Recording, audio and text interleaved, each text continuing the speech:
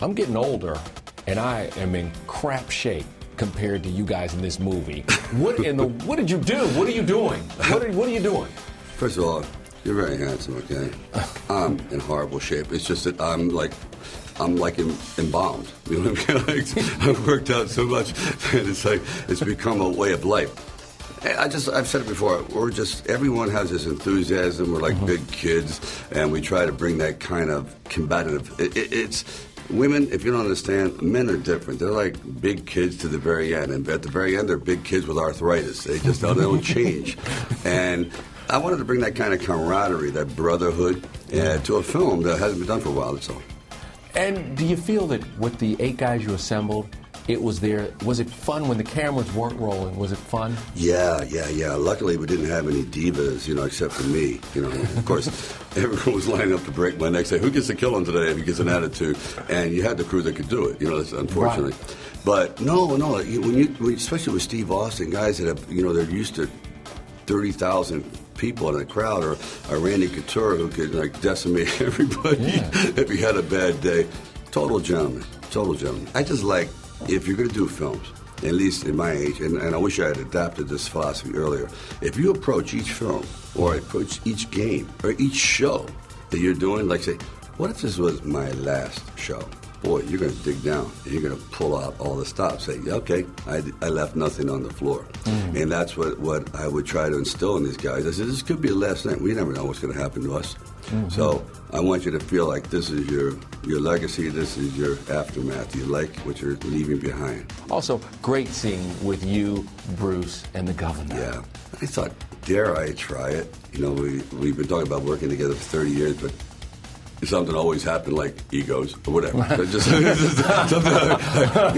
hell with them. Right. But now it's a different ball game. And he goes, sure, I'll do you a favor. I go, your governor's going to be a problem. He goes, we'll work it out. I won't do anything that'll impact my job. So he did it 4 o'clock in the morning. And we went to a church. Bruce flew in from Turkey, did a scene, and then he just flew back to Turkey. I don't know why. Okay. But they did it, and we're very nervous. We would think you got close to 90 years of career experience. But when you're standing face to face with someone who has actually been a very competitive person with you, and now it's on, you go, Jesus, be careful what you wish for. But it all worked out. And you all did bring the intensity in that scene. I noticed it. I was like, man, everybody has their game on. I'm looking at Arnold going, well, his career is no accident. Look at Bruce go, there's no accident there. That you can feel it. And I tell people it has nothing to do. You'll see guys on the street, girls on the street, God, they're funny. They'd be a great actor. They'd be so funny. You put them in front of a camera, gone.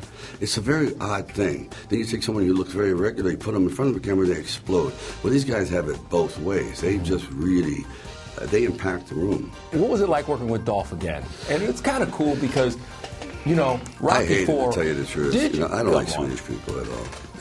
They're too tall, too handsome, too tough. It just gets to you. But I figured I needed a real villain, good guy, buddy, smart, who happens to be great at math, MIT graduate, go figure. And he was available, and he wanted to play this kind of character I hadn't played before.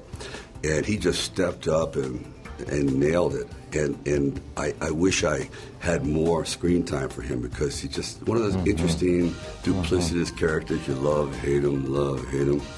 It's been a while since you squared off with Sly and Rocky. Was it weird working together again, or was it fun, or what was it like? No, it was fun. It was great. When he called me, I read a page and a half of the script, and it was a great movie I wanted to see, and I wanted to be in. And he asked me to play this kind of crazy Viking guy who likes to kill people and do a lot of damage. I'll do it. What's the difference between this time and that time of you two working together? Well, the difference is, I've made 35 movies since, and he's made a bunch. And obviously we've kept our friendship up over the years. So, and he's mellowed out a little bit as a director. He's still kind of hardcore, but it was just more enjoyable because I think we enjoy the experience more of doing another film together and squaring off again. And we're kind of on the same side and kind of against each other, too. What memories do you have of that movie, of Rocky? Rocky IV. Yeah.